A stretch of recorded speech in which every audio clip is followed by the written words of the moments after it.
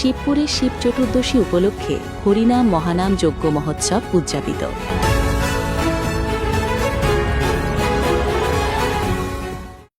নিজস্ব প্রতিবেদন।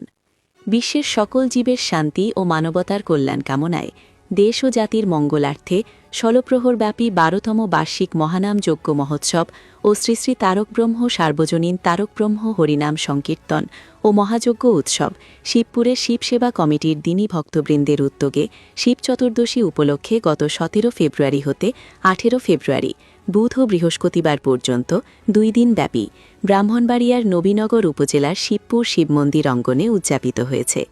শিবসেবা কমিটির সভাপতি সুভাষ সূত্রধরের সভাপতিত্বে ও শিবসেবা কমিটির দিনী ভক্তবৃন্দের উপস্থিতিতে শ্রীমদ্ ভগবদ্ গীতা পাঠের মধ্যে দিয়ে অনুষ্ঠানটি সূচনা করা হয়। গত ১৬ ফেব্রুয়ারি সন্ধ্যায় শ্রীমদ্ ভগবদ্ গীতা পাঠ ও শ্যাম সঙ্গীতের মধ্যে দিয়ে অনুষ্ঠানটি আরম্ভ হয়েছে।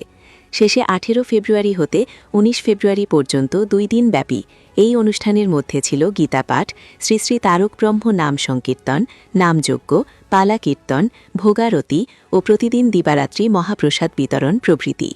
উক্ত হরিনাম মহানাম যজ্ঞ মহোৎসবে সার্বিক তত্ত্বাবধানে ছিলেন শিবসেবা কমিটির সেক্রেটারি স্বপন চৌধুরী, শিবসেবা কমিটির ক্যাশিয়ার অমরেশ সরকার, সঞ্জিত চৌধুরী সহ অত্র এলাকার সুশীল সমাজের নেতৃবৃন্দ।